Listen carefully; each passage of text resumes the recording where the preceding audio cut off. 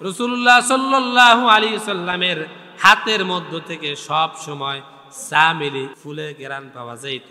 শাহ ওয়ালিউল্লাহ মুহাদ্দিস দেহলভী লিখেছেন, আল্লাহ নবী সাল্লাল্লাহু আলাইহি সাল্লামের 2 ফোঁটা গাম থেকে আল্লাহ তাআলা গোলাপ ফুল সৃষ্টি করেছেন। রাসূলুল্লাহ সাল্লাল্লাহু আলাইহি সাল্লাম সব সময় সুগন্ধি ব্যবহার করতেন। এই জন্য রাসূল বলেছেন, সমস্ত নবীদের 4টা সুন্নত ছিল। 1 নাম্বার সুন্নত চাতিব, সমস্ত নবীরা সুগন্ধি ব্যবহার করতেন। সমস্ত নবীরা সুগন্ধি ব্যবহার করতেন। রাসূলুল্লাহ বলতেন, আমার কাছেও এই 4টা জিনিস প্রিয়। 1 নাম্বার আতিব, সুগন্ধি ব্যবহার করা। জুমাবার দিনে যতগুলো সুন্নত আছে তার মধ্যে অন্যতম সুন্নত হচ্ছে সুগন্ধি ব্যবহার করা। 2 নাম্বার হচ্ছে সিওয়াক, মিসওয়াক করা।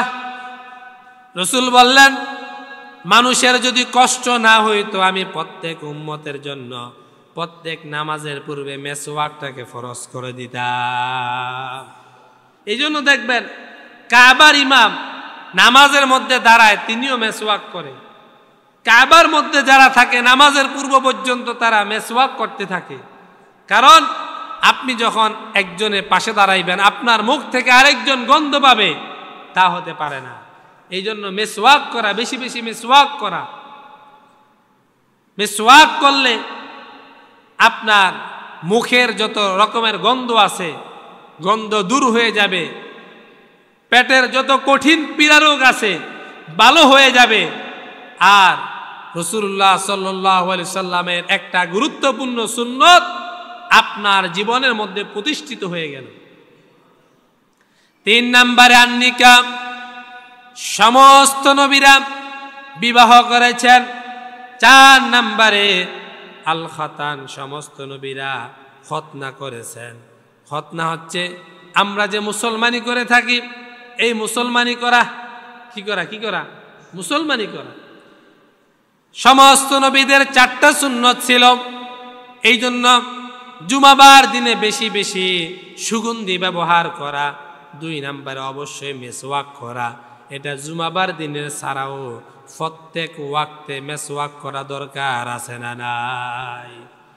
আমরা আলোচনা শুনি, কিন্তু এটা মসজিদ থেকে বের হলে আমাদের আলোচনা আর আলোচনার জায়গায় থাকে না। এই জন্য আলোচনা শুনবো নিজের হেদায়েতের জন্য। হেদায়েতের জন্য আলোচনা শুনলে 2টা লাভ। 1, এই আলোচনা আপনার জন্য হেদায়েতের কারণ হবে। আর 2 নম্বরে এই আলোচনা শুনতে গিয়ে আপনি যত সময় ব্যয় করছেন, এত সময় আপনার ইবাদতে করলে যেই সমপরিমাণ সওয়াব, এই সমপরিমাণ সওয়াব যিনি দিবেন তিনি কে? এই জন্য ইবাদতের নিয়তে আমরা আলোচনা শুনব। কিন্তু আমরা অনেক সময় আলোচনা শুনি যে নামাজের সময় পর্যন্ত কি করব, বসে বসে আলোচনা শুনি। এখন সময় কাটে না, এই জন্য কি করব, বসে বসে আলোচনা শুনি। কেউ আলোচনা শুনে কি বলে হুজুর একটু শুনি।